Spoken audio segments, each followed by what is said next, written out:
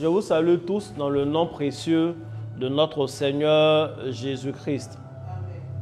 Aujourd'hui est un jour assez particulier de notre moment de jeûne. Sur instruction divine, nous avons commencé un moment de jeûne depuis le 27 février 2024, placé sous le thème général « Rendez-vous au sommet ». Et aujourd'hui est un jour assez particulier. Aujourd'hui est le 13e jour. Et le 13e jour, j'ai des paroles de bénédiction à relâcher dans l'atmosphère de chacun. Et le chiffre 13 n'est pas un chiffre démoniaque. Le chiffre 13 n'est pas un chiffre satanique. Le chiffre 13 est un chiffre divin, un chiffre biblique. Et aujourd'hui, on est au 13e jour. Il faut dire comment je parle. Je ne dis pas qu'aujourd'hui est le 13 mars. Non, non, non. On est au 13e jour de notre marche. Ça veut dire nous sommes en train de faire rendez-vous au sommet. Nous montons de degré en degré jusqu'à ce qu'on arrive au 33e niveau. Mais avant qu'on arrive au 33e niveau, actuellement où je vous parle, nous sommes au 13e niveau. Nous sommes au niveau 13, sur le palier 13, et ce n'est pas n'importe quoi. Bien-aimés, vous savez, quand quelque chose est inspiré de Dieu, ce n'est pas des calculs humains, mais tout va bien, tout va bien. Si vous vous rendez compte, aujourd'hui, nous sommes en fin d'un cycle. Nous sommes à la fin du cycle du sous-thème, la série « Imitateurs de Dieu ». Aujourd'hui, nous sommes en fin de semaine. Nous sommes le dimanche dans notre calendrier classique. Et aujourd'hui, nous sommes au 13e jour. Aujourd'hui, nous sommes à la veille de la nouvelle lune. Ça veut dire qu'aujourd'hui, c'est un jour zéro. C'est un jour de fin de cycle dans l'atmosphère.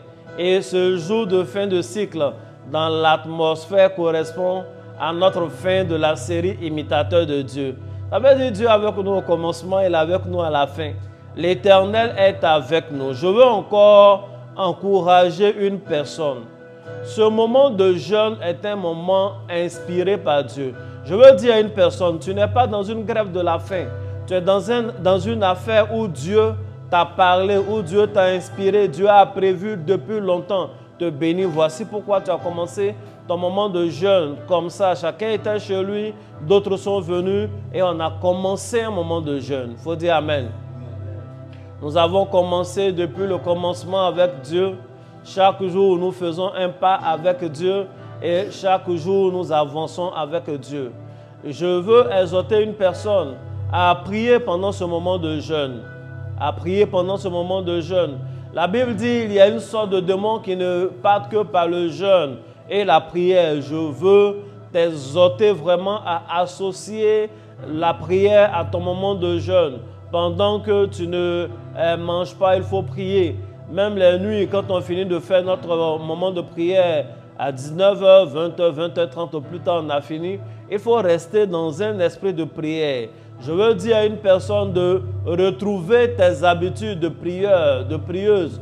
Quand tu te levais avant à minuit, à 3h du matin, tôt pour prier, il faut le faire. Je veux dire à quelqu'un qui est obligé de se lever très tôt le matin pour prendre le bus, pour prendre le métro, aller au travail, tu peux être dans une position, même étant dans le métro, tu peux être en esprit de prière. Tu peux mettre tes écouteurs, réécouter les moments que nous faisons. Tu peux porter tes écouteurs, répéter, prier les psaumes que je vous donne. Ce temps est un moment de prière et ce temps est un moment qui a le cachet de Dieu, qui a la caution de Dieu. Dès que tu as commencé, l'Éternel a mis une marque sur toi pour dire mon fils est inscrit dans un élan de rendez-vous au sommet et Dieu veut envoyer chacun d'entre nous au sommet. Ce temps est un temps spirituel, ce temps n'est pas une grève de faim, ce temps n'est pas, comment on appelle, un régime amaigrissement, c'est un rendez-vous divin. C'est un rendez-vous divin et la caution de Dieu est sur toi. Si tu dis comment, je commence à parler.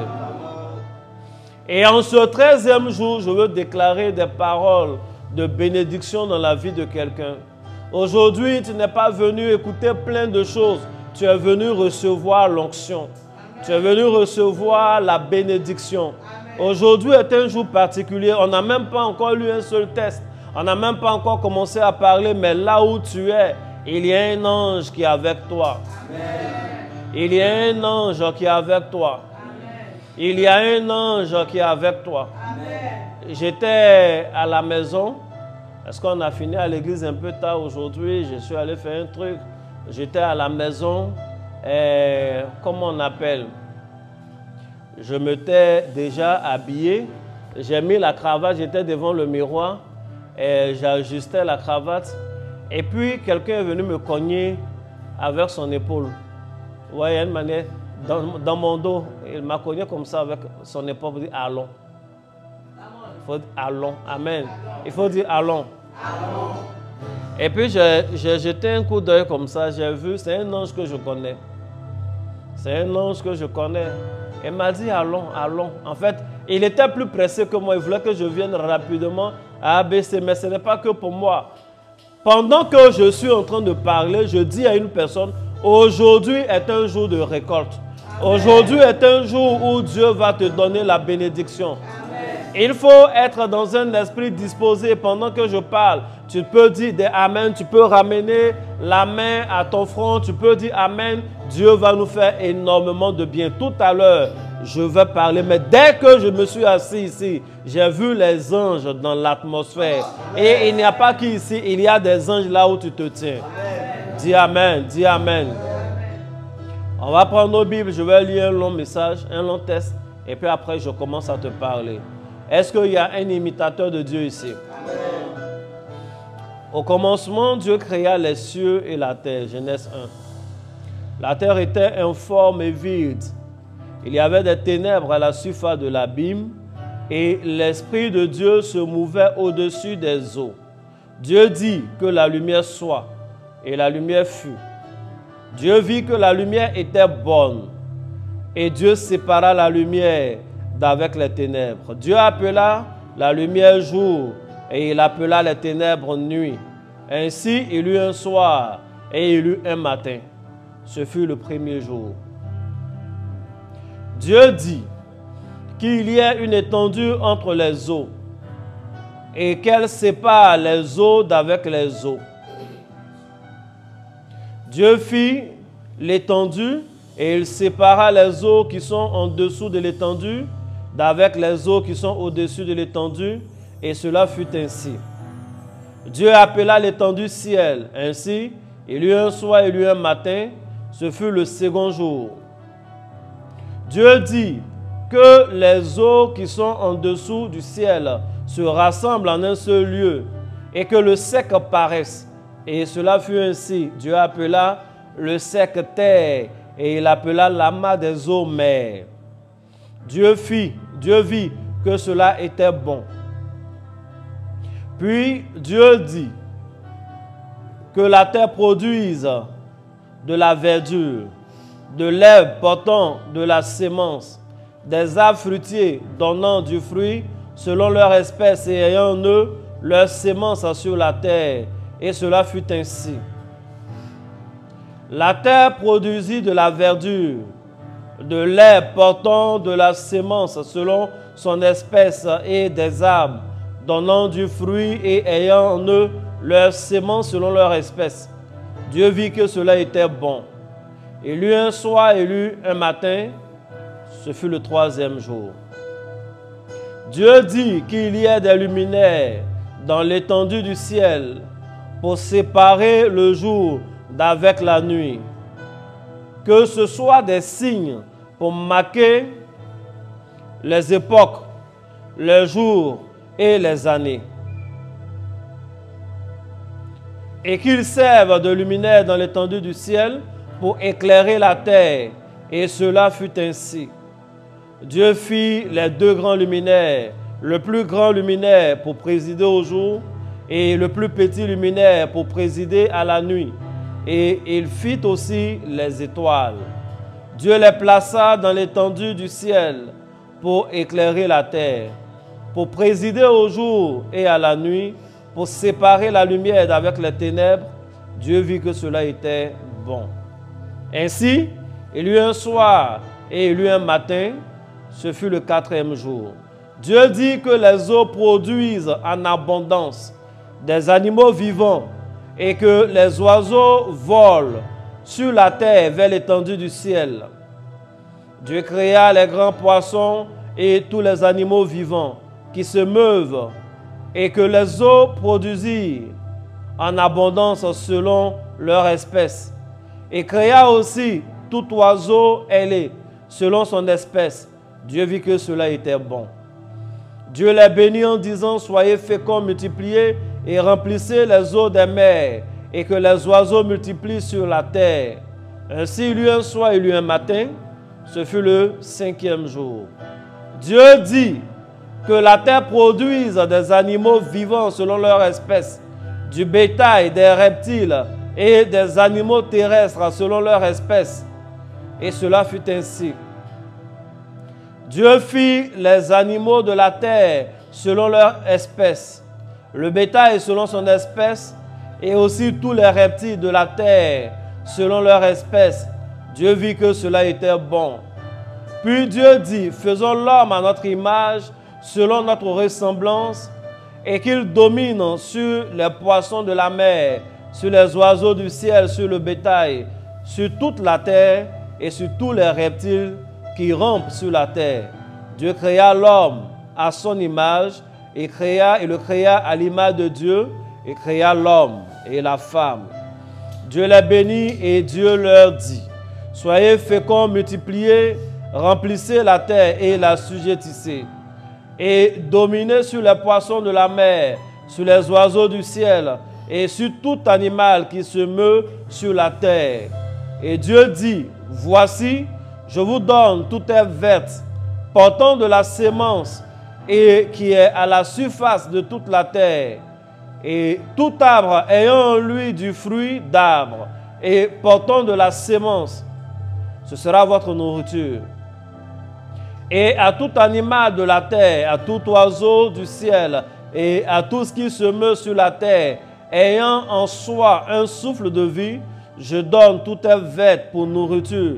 Et cela fut ainsi. Dieu vit que tout ce qu'il avait fait, et voici, cela était très bon. Ainsi, il y eut un soir et il y eut un matin, ce fut le 6e jour. Que Dieu te bénisse abondamment. Bien-aimés, je disais que nous sommes au 13e jour de notre moment de jeûne. Et aujourd'hui est un jour formidable, un jour puissant où le ciel est ouvert, où des bénédictions seront relâchées. Je suis dans des bonnes prédispositions et dispositions pour partager des bonus, pour partager des bénédictions. Et il n'y a pas une parole qui sortira aujourd'hui qui ne va pas s'accomplir dans la vie d'une personne, qui va accepter avec foi et s'attacher à ces mots. Je n'ai pas entendu quelqu'un dire Amen. Je n'ai pas vu quelqu'un écrire Amen. Bien-aimés, nous sommes dans le processus de imitateur de Dieu. Et en ce jour, nous allons parler d'un élément important dans la manière de faire de Dieu. Il s'agit des bilans. Une année, je vous ai déjà enseigné et dit, et est important que je le redise, Dieu est un Dieu de bilan. Dieu est le Dieu créateur. La Bible dit, il commence à créer les choses. Il commence à parler et la lumière est. Il commence à ordonner et les choses prennent existence. Mais chaque fois qu'il est en train de créer, chaque jour, il va marquer une pause pour faire un bilan. Au premier jour, il fait le bilan de ce qu'il a fait et constate que la lumière est bonne. Au deuxième jour, il va séparer et constate ce qu'il a fait et il ne juge pas quant à la bonté ou non du second jour. Le troisième jour, il va faire les plantes, etc. Dieu va trouver que cela est bon. Au quatrième jour, au cinquième jour, au sixième jour, il va faire les animaux et il va faire l'homme. Et à la fin, il regarde, il voit que l'homme, ce qu'il avait fait, était bon. Et à la fin, il fait un bilan général pour juger de tout ce qu'il a fait. Bien-aimé, dans le processus de imitateur de Dieu, je veux engager une personne à être une personne de bilan. Mon frère, il ne faut pas vivre par hasard. Il ne faut pas avancer comme ça. Il ne faut pas faire des choses comme ça. Il y a des gens qui ne font jamais de bilan dans leur vie pour l'excuse selon laquelle, non, moi je vis par la foi. Je n'ai pas besoin de calculer, je n'ai pas besoin de faire des prévisions. Bien-aimé, ce n'est pas bon, c'est pas bien. Il y a des choses qui ne sont pas humaines. Il y a des choses qui ne sont pas diaboliques. Il y a des choses qui ne sont pas divines. Mais il y a des gens qui trouvent la force de faire ces choses. Il y a des comportements que Dieu n'a pas, des comportements que Satan n'a pas. Des comportements, ce n'est pas bien pour l'homme, mais il y a des gens qui font. Par exemple, Dieu n'est pas paresseux, Satan n'est pas paresseux. Comment toi tu fais pour être paresseux? C'est-à-dire même Satan, ton comportement là, il n'a pas. Faut dire Amen. Le diable, qui a avec lui les esprits de désordre et autres, est une créature qui fait des bilans. C'est une créature qui fait des bilans, il calcule. Il a lancé la guerre dans le royaume des cieux quand il a cru qu'avec un tiers des anges, il pouvait mener la guerre. Mais il savait qu'il était en possession d'un tiers des anges. Il sait ce qu'il fait. Je veux dire à une personne d'être quelqu'un qui fait les bilans. Il faut faire les bilans de ta vie spirituelle. Il faut faire un bilan du moment que nous avons commencé. C'est vrai, depuis que nous avons commencé, il y a beaucoup de témoignages. Mais est-ce que toi, personnellement, tu as un témoignage? Si tu n'as pas de témoignage, parce qu'il faut suivre du regard tes sujets de prière. Pourquoi est-ce que je reviens sur cette histoire de faire des bilans? Parce qu'un homme qui fait des bilans, c'est le signe que c'est une personne qui est déterminée. Un homme qui fait des bilans, c'est le signe que c'est une personne qui est ordonnée. Un homme qui fait des bilans, c'est le signe que c'est une personne qui a une vision. Bien-aimé, quand tu n'as pas de vision, quand tu ne sais pas où tu vas, tu ne peux même pas te rendre compte si tu es arrivé, si tu es sur le bon chemin ou pas. Il y a des gens qui prient pour un sujet aujourd'hui et demain, il a déjà oublié le sujet de prière. Ce n'est pas une prière de foi. Si tu pries, si ton sujet te tient à cœur et que c'est une prière de la foi, tu dois faire des bilans. Tu dois faire des bilans. Oui, je suis en train de prier pour telle chose. Mais qu'est-ce qui se passe au fond? Il y a des gens qui prient, Seigneur, je veux un enfant. Tu n'as pas encore d'enfant, il faut faire un bilan. Est-ce que quand même j'ai eu un retard? Est-ce que j'ai eu une fausse couche? Au départ, je n'avais même pas de retard. J'ai commencé à prier, j'ai contracté une grossesse, mais après 3 mois, c'est passé. Tu vois, il faut être courageux pour faire ce bilan-là. Si tu as fait ce bilan, tes prières vont changer. Parce que la prière pour concevoir simplement et la prière pour concevoir, maintenir et aller jusqu'à l'accouchement, c'est différent. Un homme qui fait des bilans, ses sujets de prière évoluent. Un homme qui fait des bilans, des sujets de prière sont organisés. Et il a une façon de prier qui est scientifique. Et Dieu intervient dans sa vie à coup sûr. Un homme qui fait des bilans est avant tout un homme de vision. Quand Dieu a commencé à parler, il dit, ce fut le premier jour. Le second jour, Dieu savait exactement où il partait. Il savait ce qu'il voulait faire. Il ne s'est pas contenté de « Ah, mais j'ai dit que la lumière soit, la lumière est, mais c'est formidable, c'est une bonne chose, et puis point, c'est fini. » Non, il sait que la lumière est bonne, il fait le bilan, mais il se rend compte qu'il y a une proximité entre la lumière et les ténèbres, il y a quelque chose qui gêne. Après bilan, il établit un autre programme, ok, je vais procéder, je vais séparer cette lumière-là d'avec les ténèbres. Et il le fait. Quand il le fait, la terre paraît, mais la terre est comme désertique. Il regarde la terre, il fait un bilan, c'est bien, il y a l'eau ici, mais l'eau est vide. Il y a la terre ici, mais la terre n'est pas peuplée. Mais est-ce que si je commence à mettre quelque chose sur la terre, la chose va vivre? Bon, il faut d'abord que la terre soit couverte. Dieu va commencer à créer les plantes, Dieu va commencer à créer les animaux ensuite. Dieu va faire de telle sorte que les eaux là ne soient pas vides, qu'il y ait des poissons dans l'eau. Quand il finit de faire tout ça, il se rend compte que c'est bon, mais ça ne suffit pas. L'étendue du ciel est là. Il peut quand même faire des animaux qui seront ailés. Dieu va faire les oiseaux. Il fait toutes choses et toute la création est là. Ce n'est pas une mauvaise chose. Mais toute cette création-là, il n'y a rien qui ressemble à l'homme, à Dieu lui-même sur terre. Il fait le bilan, il se rend compte que lui-même, Dieu, il est seul. Il n'a pas d'image, il n'a pas de représentation. Il se dit, faisons l'homme à notre image. Et on va faire de lui le chef. Il va dominer sur tout. Et quand Dieu fait ça, il a accompli sa mission. Il peut maintenant se reposer. C'est grâce au bilan. Bien-aimé, il faut faire des bilans réguliers de ta gestion financière. Il y a des gens, ils ne voient rien dans leur argent. Ce n'est pas une affaire de main percée. Ce n'est pas une affaire de main sèche. C'est une affaire de mauvaise gestion.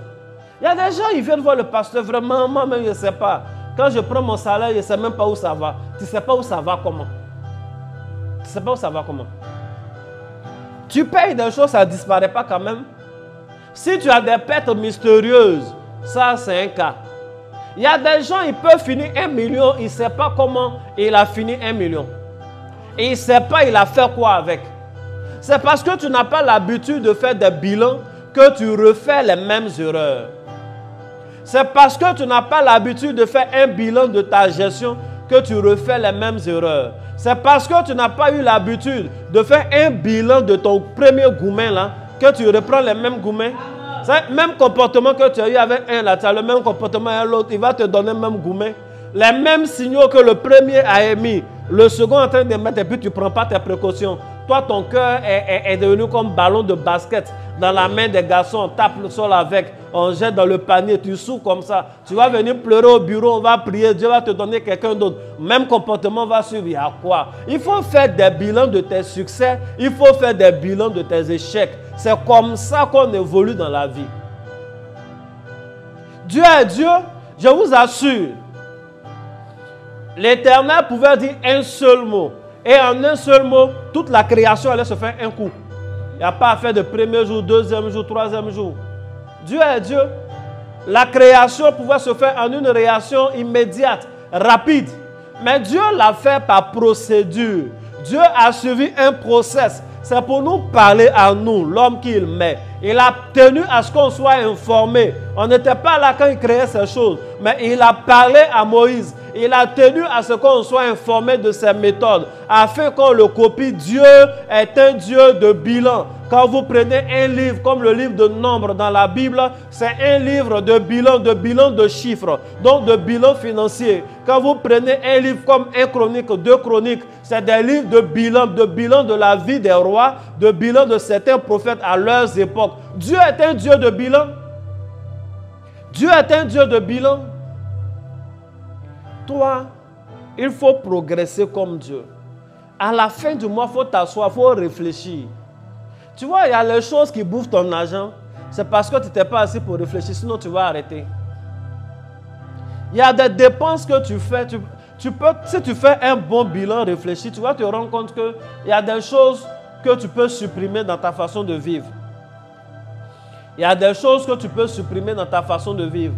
Lorsque nous étions en train de parler toujours de la loi des séparations, mais si tu ne fais pas de bilan, il y a des lieux dont tu ne vas pas te séparer parce que tu ne vas pas réaliser. Le discernement commence par les bilans. Parce que le discernement commence par l'observation. Avant de voir clair ce qu'on ne voit pas par les yeux physiques, il faut bien ouvrir tes yeux pour voir ce qu'on voit dans le monde physique d'abord. C'est comme ça on fait.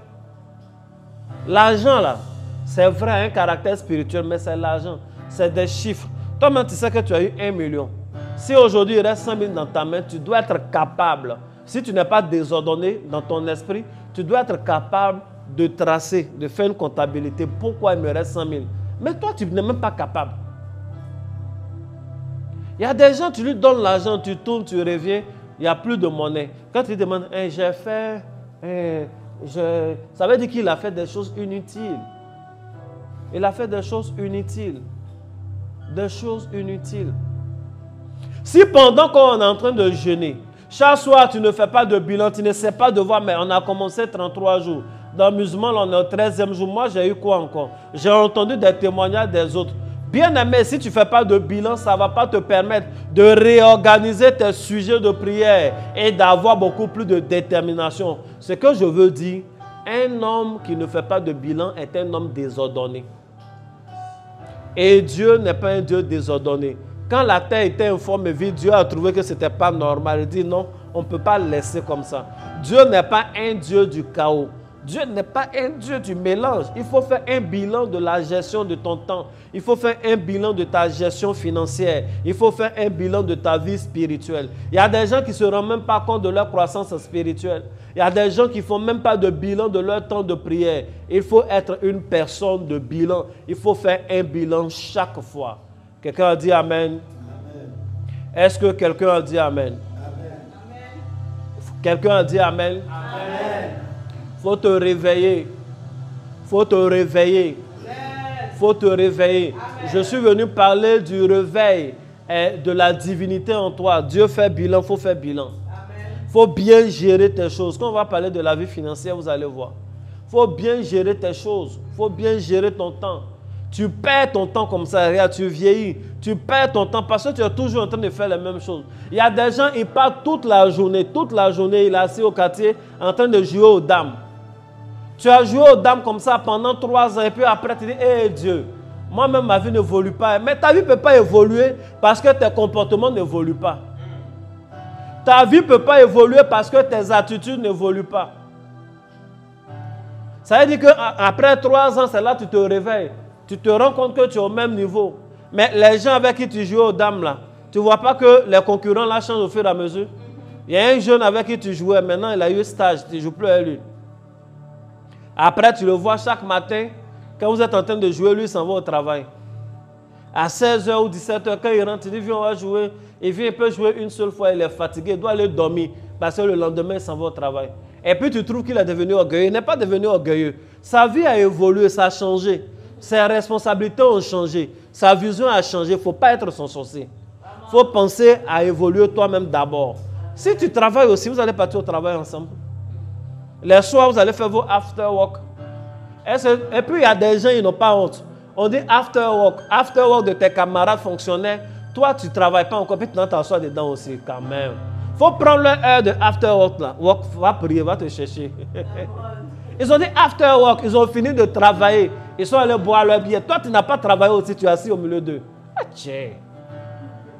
Toi aussi. Est-ce que c'est injuste? After work, c'est après avoir travaillé. Toi, tu ne travailles pas, tu fais after work comment? Est-ce que c'est injuste? Donc, il faut voir. Si tu fais des bilans, tu vas réaliser qu'il y a des choses que tu ne peux pas te permettre. Et quand tu fais les bilans, tu vas voir qu'il y a des choses, ça ne bouge pas. Ça n'évolue pas à cause de toi. Mais c'est des choses contre lesquelles tu ne peux rien faire. Et ces choses contre lesquelles tu ne peux rien faire vont désormais constituer tes sujets de prière. Parce que ce que tu ne peux pas faire, il faut confier à Dieu. Je vous l'ai déjà dit, si on dit que la main de Dieu commence là où celle de l'homme s'arrête, bien aimé, c'est que tu dois bien étendre ta main d'abord. Si ta main est comme ça ne sort pas, pour Dieu ne commence pas. Parce que Dieu commence quand pour toi arriver. Donc toi, tu es assis là-bas, tu ne fais rien. Et puis Dieu n'a qu'à tout faire. La tasse là est devant toi comme ça. On dit la main de Dieu commence là où celle de l'homme s'arrête. Maintenant, la tasse est là. Tu peux prendre ma tasse. Et peux profiter pour boire un peu. Donc, je réexplique notre notion. Dieu est un Dieu d'impossible. Donc, quand ça devient impossible, c'est là qu'il intervient. Si on a l'habitude de dire qu'on a intégré, on a accepté que la main de Dieu commence là où celle des hommes s'arrête. La tasse là est devant toi comme ça. Tu sais bien que si tu étends ta main, tu peux prendre. Et puis toi, tu es là. Hé Seigneur, donne-moi la tasse. Seigneur, donne-moi la tasse. Non, Dieu n'est pas ton enfant. C'est nos enfants là qu'on peut appeler, même quand ils sont à 2 km. Viens et puis quand ils viennent te dire, donne-moi ce qui est tout près là. Mais si la tasse est un peu loin, que tu étends ta main, tu essaies de faire tes efforts, tu peux prier, Dieu va envoyer un vent qui va rapprocher tout doucement la tasse, tu vas prendre. Ou bien Dieu va faire de telle sorte que ton bras soit plus long. Il va créer son miracle comme il veut, mais il va intervenir pour toi. Il faut être un homme de bilan, donc un homme de vision. Il faut dire Amen. Il faut dire Amen. Est-ce que je suis en train de parler à quelqu'un? Il y a des choses, vous savez, ces 33 jours-là, c'est riche, hein? C'est des enseignements très équilibrés. Je donne des choses très chrétiennes, des choses très pratiques et en même temps des choses très mystiques. La vie qui est là, si tu fais les choses pratiques seulement, ça ne peut pas fonctionner. Si tu fais les choses mystiques seulement aussi, ça ne peut pas fonctionner. Il y a des gens, ils se lavent toujours avec huile, mais il n'y a rien. Parce qu'ils n'ont pas le comportement qui va avec. Il y a des gens, il y a toujours huile sur leur front. Ils font toujours de grands rêves. Ils parlent toujours en langue. Ils font des rituels, mais il n'y a absolument aucun changement dans leur vie. Il est encore dans un studio. Sa vie ne change pas parce qu'il n'a pas les attitudes qui vont avec. C'est pourquoi j'insiste souvent sur les attitudes. Parce que je n'ai pas envie de gaspiller mon onction. Je n'ai pas envie de parler, proclamer, mettre l'onction sur des personnes qui ne sont pas prédisposées à des choses. C'est pourquoi je parle. C'est pourquoi je parle. Dieu peut livrer Goliath entre tes mains, mais si toi-même tu ne vas pas au torrent pour prendre les cailloux, Goliath ne va pas mourir. Il va te tuer avec épée. Est-ce que je suis en train de parler à quelqu'un? Est-ce que je suis en train de parler à quelqu'un? J'ai parlé ici, j'ai prophétisé l'onction internationale. Si ton salon de coiffure, les choses vont aller. Mais si ton salon là, aujourd'hui, lundi, tu ouvres, mardi, tu fermes, mercredi, c'est fermé, jeudi, tu ouvres, aujourd'hui, quand on vient, il y a mèche, demain, il n'y a pas mèche, tu ne vas pas là-bas. Mon ami, ça ne peut pas être international comme ça. Et même quand ça sera international, les gens seront déçus de tes services. Parce qu'au moment où c'était juste local, tu n'as pas pris le soin d'avoir les bonnes attitudes. La Bible dit, si tu es fidèle dans les petites choses, je te confierai de plus grandes. Si tu sais bien faire les petites choses, Dieu va te confier de plus grandes. Si tu sais bien encadrer les petits élèves que Dieu te donne, je parle à un homme de Dieu. Si tu sais bien encadrer les petits élèves que Dieu t'a donnés, demain il va te donner les ministres que tu vas encadrer. Mais les élèves, là, comme ils sont élèves et étudiants, tu les méprises. Quand il y a une question qu'il veut te poser, ça ne t'intéresse pas, tu cherches les gros baobabs. Les gros baobabs d'aujourd'hui, c'était de petits zèbres d'hier.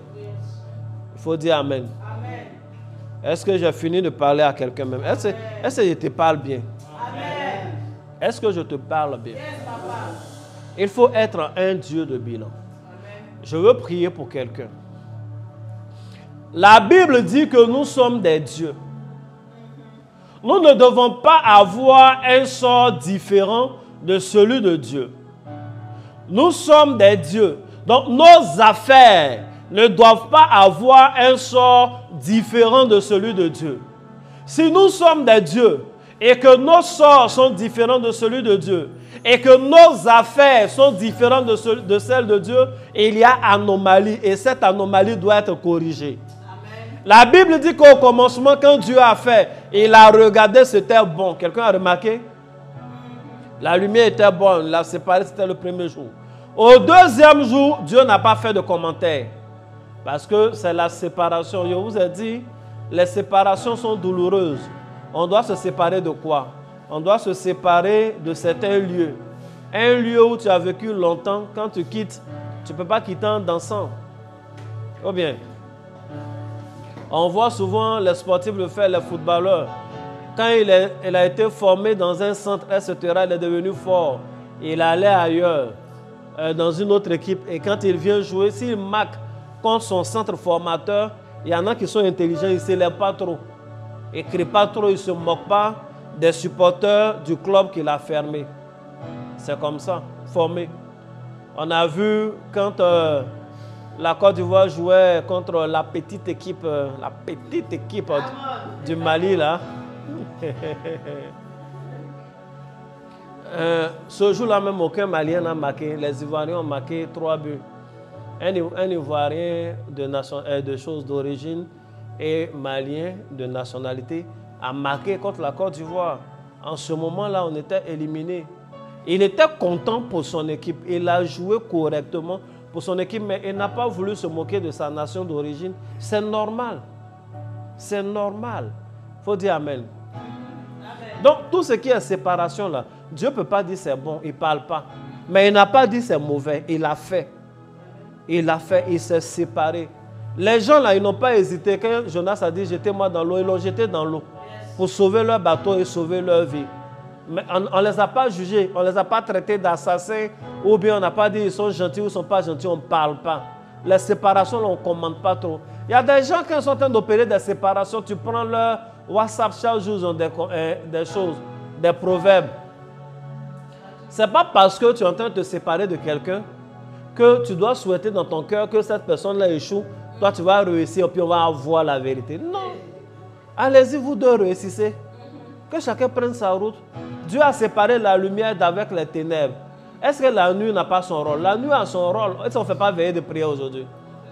La nuit a son rôle. C'est parce que la nuit existe que les étoiles ont de la valeur, que la lune a la valeur. Le jour a son... Mais il n'a pas parlé. Dis come on. Il y a des gens qui pensent que quand ils te quittent, Dieu aussi te quitte. Non, Dieu n'est pas ton disciple. Il ne te suit pas, il ne va pas avec toi. Il ne va pas avec toi. Dieu avec tous ses serviteurs et tous ses fils, ceux qui marchent à la lumière de sa vérité. Il faut dire Amen. Amen. Et la Bible dit donc, le 3e jour, Dieu va faire les arbres fructueux. Le 4e jour, il va faire des choses. Le 5e jour, et chaque fois, il fait un bilan, la Bible dit, et il vit que cela était bon. Chaque fois que Dieu investit, il voit que c'est bon. Quand il a investi dans la pisciculture, il a vu que c'était bon. Les poissons étaient là, ça allait bien. Quand il a investi dans l'élevage, les poulets là allaient bien, le bétail allait bien, il a fait les animaux et il a vu que c'était bon. Quand il a investi dans l'agriculture, la Bible dit qu'il a fait tous les arbres fructueux, chacun portait du fruit et de la semence. Dieu a vu que son champ, cette histoire d'agriculture là, c'était bien, ça allait. Quand il a fait la décoration, il a investi dans la décoration, dans les étoiles, dans la lune, etc. Dieu a vu que c'était bon. Donc, toutes les choses dans lesquelles Dieu investit, ça marche.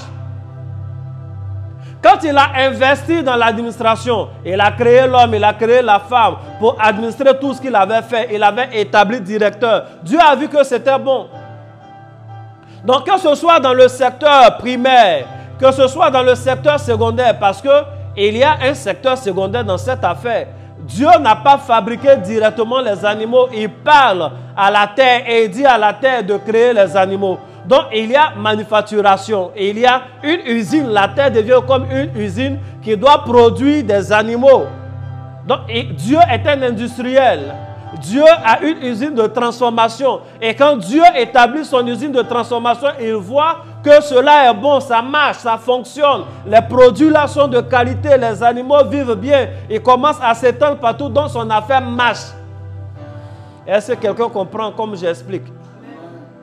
Donc tous les secteurs dans lesquels Dieu investit, ça marche. Dans le secteur primaire, ça marche. Dans les services, l'administration, l'homme était là. L'homme a réussi à catégoriser les animaux. Il a donné les noms aux animaux, etc. Il était avec la femme. L'homme était là, il gérait. C'était de la gestion de ressources. Donc, c'est, comment on appelle ça, c'est des services. Tous les secteurs dans lesquels Dieu a investi, c'est bon. Ce n'est pas normal que tous les secteurs dans lesquels toi tu investis, tu échoues. C'est quoi cette vie-là? Tout ce que tu fais, ça ne marche pas. Tu mets ton argent dans l'élevage, tous les poulets meurent. Tu mets ton argent dans le champ de veillard, ça ne donne plus. Tu mets ton argent dans le champ de cacao, c'est là on dit qu'il y a une nouvelle maladie des plantes. On te dit non, mais il y a un nouveau truc là, ça fonctionne. Il faut qu'on fasse le transport tous les jours. Toi, ton véhicule est engagé dans un accident. Mais c'est quoi? Tu mets ton argent dans les services. Tu as ouvert un lieu de transfert d'argent. À Abidjan, ici, tout le monde fait transfert d'argent. Mais chez toi, personne ne vient faire un dépôt. Tu ne comprends pas, les caisses sont vides, c'est bizarre. Tu penses que c'est la femme qui gère là, qui ne gère pas bien. En fait, tout ce que tu fais est compliqué. Tu fais un restaurant, les gens ne viennent pas manger. C'est d'où ils ne viennent pas. Tu vends la même boisson que les gens qui s'asseyent à côté. Ton quartier est rempli de soulards. Mais quand ils arrivent chez toi, là, ils ont le moral. Ils sont intelligents, ils ne boivent plus. Mais il y a quoi? C'est chez toi, il se souvient, il prend juste une petite boisson là. Mais demain, je dois aller travailler. Et puis, il quitte l'un chez l'autre. Il boit jusqu'à il dort là-bas. Les casiers finissent. Pourquoi pour toi, là, ne marche pas? Tu as appris, tu fais les mêmes chions que tout le monde. Mais les filles là, ne t'envoient pas leur tête pour que tu fasses. Tu tresses bien, mais elles ne t'envoient pas leur tête. Et puis depuis, c'est les mêmes petites filles qui donnent 5 000 là qui sont tes clientes. Pourquoi toi, dans les choses dans lesquelles tu investis, ça ne marche pas? Cela n'est pas digne de la divinité qui est en toi. La Bible dit que quand Dieu a fait pour lui, c'était bon. Quand Dieu a fait pour lui, c'était bon. Il faut que pour toi soit bon. Je veux déclarer en ce jour, en ce 13e jour de notre moment de jeûne, je déclare que tes mains sont bénies. Je déclare que tes mains sont bénies. Que tout ce qui est échec, qui était attaché à tes mains, soit détaché. Il faut faire comme ça. Que tout ce qui était échec, qui était attaché à tes mains, soit détaché. Que ce qui était sur tes mains, qui faisait que les choses que tu touches, ça ne devient jamais bon. Que ces choses-là soient détachées au nom de Jésus. Au nom de Jésus, que Dieu te sépare de la poisse. Que Dieu te sépare de l'échec. Que Dieu te sépare de la poisse. Que Dieu te sépare des échecs. Au nom puissant de Jésus. C'est quoi cette affaire-là? Le foyer, ça ne va pas. Le commerce, ça ne va pas. La vie spirituelle, ça ne va pas. C'est quoi? Alors que Dieu, tout ce qu'il fait, ça va. Il faut que ça aille dans ta vie. Et il faut que ça aille dans ta vie. Il faut que les choses changent. C'est pourquoi j'ai parlé de bilan. Il faut faire un bilan honnête pour regarder, pour dire, sincèrement, pour moi, là, ça ne va pas. Sincèrement, les choses ne sont pas comme elles devaient être. Je veux parler à une personne qui a un bilan qui n'est pas un bon bilan. Pendant que je suis en train de parler, tout ce qui était tordu est en train d'être redressé. C'est la parole de Dieu. Tout ce qui ne fonctionnait pas à partir de maintenant, l'onction de Dieu, ce qui a fait réussir le plan de Dieu, la même onction, le même toucher, toutes tes affaires, au nom de Jésus-Christ de Nazareth, je déclare à partir de maintenant que tes investissements marchent au nom de Jésus. Chaque fois que tu fais une chose, il y a des complications. Tu tombes sur les faux gars. L'affaire était une bonne affaire. Ça marche, mais les gens qui sont dedans sont malhonnêtes. Ils veulent bouffer ton argent. Que Dieu les frappe. Ils sont trop méchants. Il y a des gens qui sont méchants. Tu mets beaucoup de millions. Tu mets dans une affaire. Tu as consulté avant de faire. L'affaire est bonne, ça tourne. Mais eux, ils gèrent mal. Toi, ton argent. Est-ce qu'ils ont le droit de faire ça? Ils n'ont pas le droit de mal gérer l'argent d'autrui. Que ton argent ne tombe plus dans la main d'un mauvais gérant au nom de Jésus. Que ton argent ne tombe plus dans la main de ces mauvais gérants au nom de Jésus. Que ton argent ne tombe plus dans leurs mains au nom de Jésus. On va lire un dernier verset. La Bible dit au verset 31.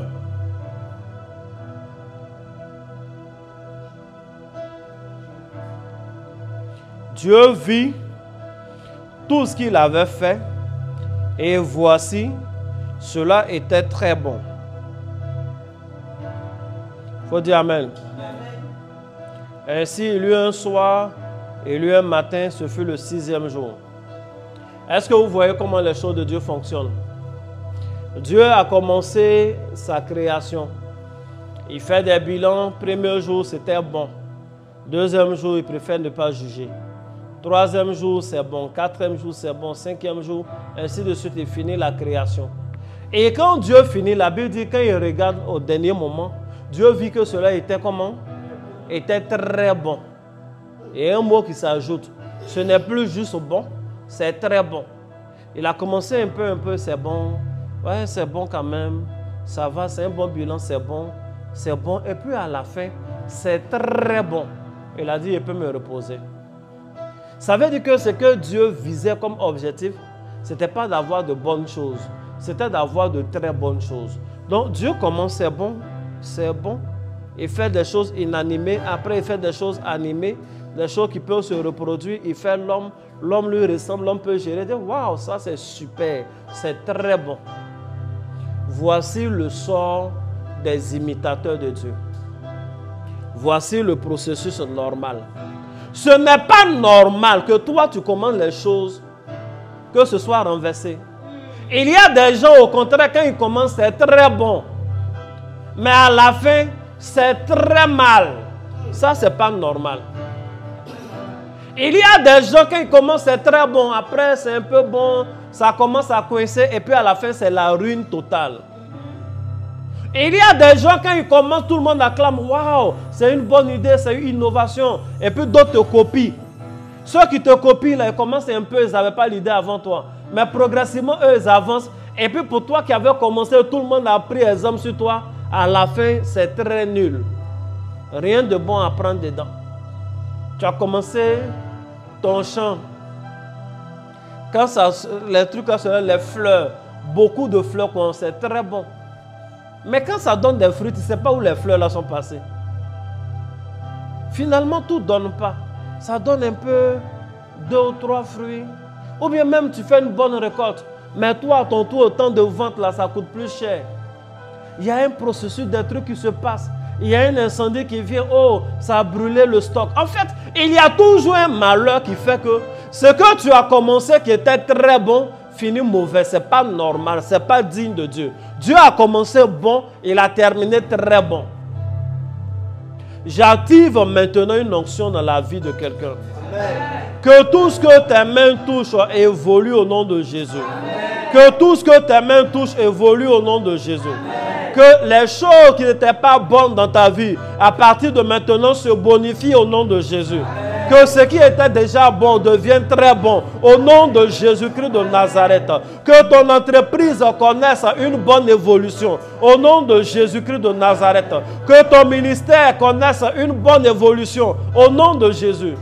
Je ne veux pas qu'il y ait dans ta vie, je ne veux plus qu'il y ait dans ta vie ces histoires de pourtant, quand j'avais commencé, c'était bien, maintenant ça ne va pas. Non, je préfère même que quand j'avais commencé, ça n'a pas été facile, mais maintenant tout va bien. Je préfère ça plutôt que quand j'ai commencé, mais j'ai commencé à 100 à l'heure. Maintenant, j'ai fait un crash. Pourquoi tu vas faire un crash chaque fois? Pourquoi chaque fois que toi tu fais une rencontre, c'est les grandes invitations, oui, allons dans tel restaurant, allons tant, et puis 1 semaine, 2 semaines, 0, le gars il rentre en brousse. Pourquoi? Alors que les autres, quand ils commencent, il y a un peu de méfiance, et puis quelques temps après, tu apprends qu'ils se sont mariés, ils voyagent, ils ont des enfants. Pourquoi toi ta coupe est renversée comme ça? Pourquoi ta coupe est renversée? Il y a quoi? Et puis tu ne te fâches pas, il faut te fâcher. Est-ce qu'il y a quelqu'un qui est fâché en ce moment? Est-ce qu'il y a quelqu'un qui est dans une bonne colère? Ce n'est pas normal. Dieu ne peut pas te conduire et puis tu vas échouer comme ça. Je refuse au nom de Jésus. Je refuse. Ça veut dire que tu croises le gars, c'est chic. Vous partez au cinéma, toi-même tu vois ton âge. Quand vous partez en salle de cinéma, vous êtes les plus vieux du coin. Mais c'est ça qu'il te fait sentir une nouvelle vie de jeune fille. Et puis après, il rentre en brousse et brise ton cœur comme ça. C'est pas bon. Ça ne doit pas être comme ça. Peut-être ça s'est déjà passé 1 fois, 2 fois. Aujourd'hui, je viens avec une onction qui te repositionne. Au nom de Jésus-Christ de Nazareth, que tes affaires, que tes relations fonctionnent. Que les choses aboutissent au très bon. Au nom de Jésus.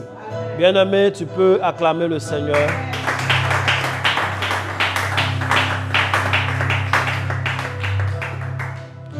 Nous allons lire notre psaume de jour.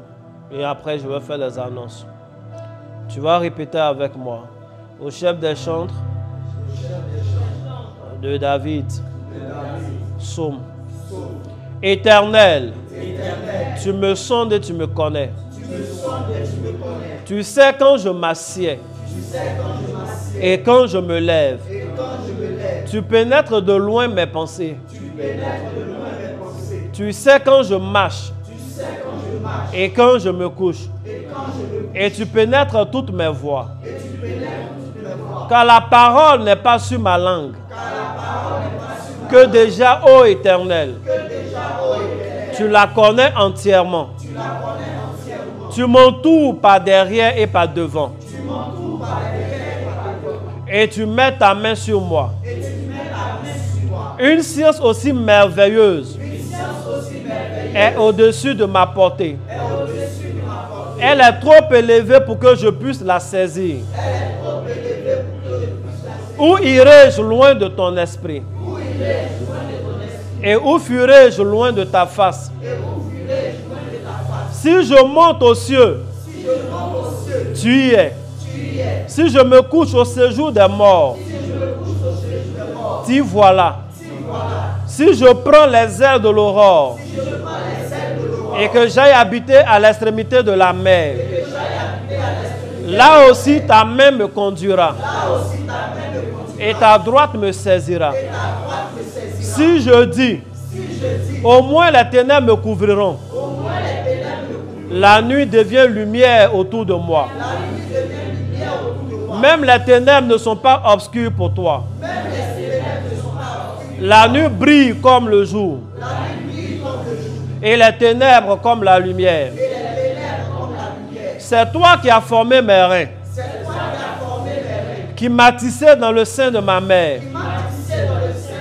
Je te loue de ce que je suis une créature si merveilleuse. Tes œuvres sont admirables. Et mon âme le reconnaît bien. Mon corps n'était point caché devant toi. Lorsque j'ai été fait dans le lieu secret, tissé dans les profondeurs de la terre, quand je n'étais qu'une masse informe, tes yeux me voyaient.